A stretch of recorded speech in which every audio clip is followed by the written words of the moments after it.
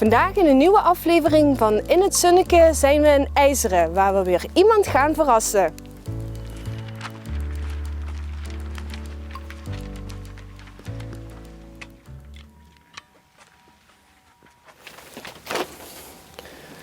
Hallo, meneer De Vaux. Ja, De Vaux. Meneer Wiel De Vaux. Ja. Kom eens even schat naar voren. Ja, Als je er wilt. Nou, met de corona kun je blijven even boeten. Goed. Ja. Ik ga nog even de microfoon geven, want je verzend van maar TV Valkenberg. Dat komt er me klaar met verrassen. Dat is de bedoeling. Verzend van in het programma In het Zonneke. Kent je dat? Heb je dat wel eens gezien? Ja, dat heb ik op tv gezien. Heb je op de tv gezien? En dan weet je dat we even eens komen verrassen. Eigenlijk tegen wat goed zit gedaan voor anderen. Ja, En dat zit je hier. Want wie lang zit je ondertussen al vrijwilliger bij de voetbalclub? van 47 ben ik lid. Van 47 zit je lid en doet je ook bij de voetbalclub vrijwilligerswerk. Ja, iedere maandag hebben we een maandagochtendclub gedaan. Ja, Ik vind dat gewoon voor iedere maandag maar werken doen. ja. Dus En eigenlijk... voor een paar lui erbij wat echt tummeren kunnen. En van ons deed dan gaat voor het bijvullen van de drang en zo gaat het allemaal. Ja, En zijn er anderen die poetsen de vloeren en zo gaat het allemaal. Ja. En dan moet je weer het bij gaan holen van, voor te eten en voor te drinken. Hè. Ja. Maar dat is nu een rotte tijd weer dat we zo vroeg doen moeten. Hè. maar afgelopen jaren heb je wel door heel veel gedaan. Want je valt er nu, maar wat heb je in die zeg maar 30 jaar of langer nog allemaal doorgedaan bij de voetbalclub? Ja, daar ben je. Alle rangen van bestuur heb ik gehad, zo ongeveer. Alle rangen.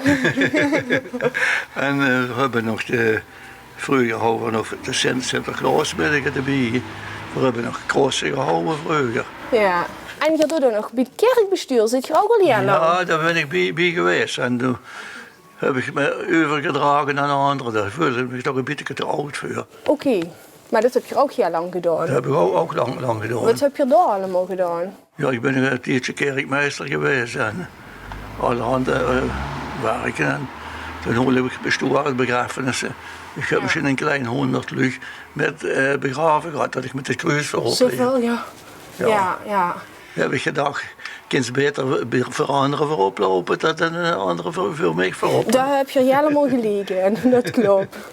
Je hebt ook nog een zoon, Peter. Peter, ja. Want Peter heeft het syndroom van Down.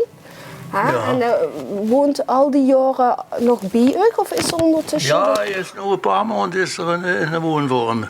Ja. In kerk ook gegaan. Ja. Maar hij is 3 of 4 dagen in de week naar hem. Kun je naar hier en een doodje van al met hem natuurlijk?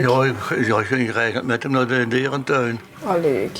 En ik ging ook lekker op zoek met hem naar het voetballen kijken. Ja, dat zijn we ook gewerkt, ja. Ik kan nu binnen niet meer lopen. Oh, oké. Loop ik geen slag met hem. Maar ja, je hebt toch samen met de vrouw al die jaren voor Peter ook toes gezorgd. En dat Ja. u geleefd iets, want je zit natuurlijk niet meer de jongste. Nee, februari werd ik nu 89. Ja, maar ik vind het toch knap dat je eigenlijk tot een paar maanden geleden je zoon toch in huis helemaal verzorgd hebt en alles met hem hebt gedaan. Ja, nu even nog een deel waren gaan. Maar. Ja, dat vind ik van in ieder geval ook heel knap van. We willen u aan de vrouw eigenlijk ook dit bloemke aanbieden. Ja, Zo, en Marie-Louise Lemmens hebben u opgegeven voor het programma, dus dan weet je dat. En ook namens eigenlijk de voetbalclub en de vrijwilligers van de voetbalclub. Ja. Ik wens je het allerbeste en bedankt voor alles wat je hebt gedaan en nog steeds doet. Geen dank. Geen gedaan. Dit was weer een aflevering van In het Zonneke. Kent u ook iemand die het verdient om in het zonneke gezet te worden? Iemand die iets goed doet voor een ander of een vrijwilliger bij een of andere vereniging? Mail dan naar inhetzonneke@tvvalkenburg.tv. En wellicht dat we de volgende keer bij diegene langs gaan.